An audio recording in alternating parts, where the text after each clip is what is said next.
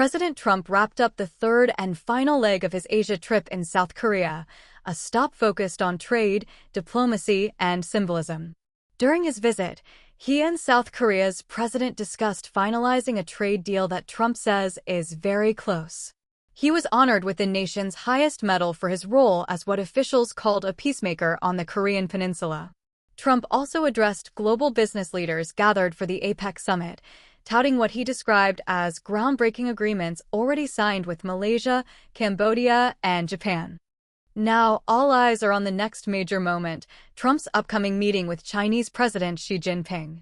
The world's two largest economies are heading back to the table, and the stakes couldn't be higher.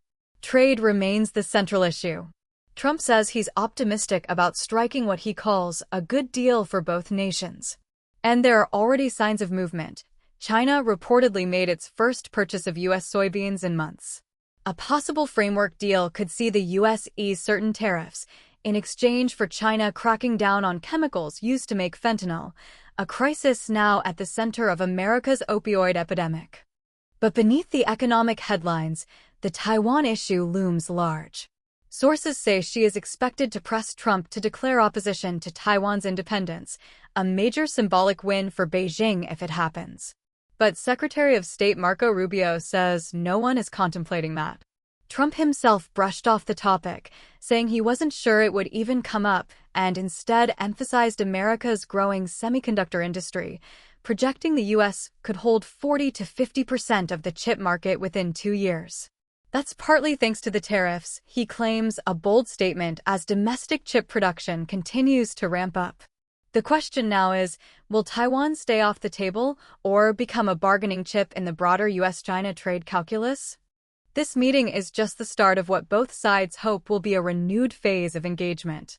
Trump's team is eyeing a visit to Beijing next year, with Xi expected to make a reciprocal trip to the U.S., signaling that these high-level talks are far from over.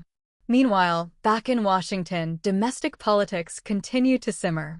The federal government shutdown has entered day 29, with both parties blaming each other and federal workers still without pay.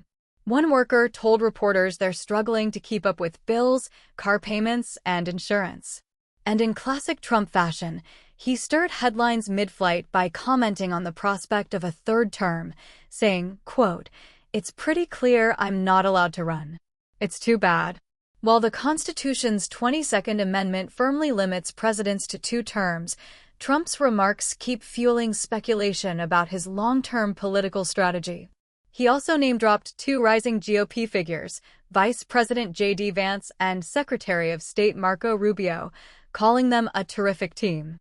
So, as Trump prepares for what could be a pivotal meeting with Xi Jinping, the balance between trade, diplomacy, and domestic politics is once again in focus. What comes out of this summit could shape not just markets, but the broader U.S.-China relationship for years to come.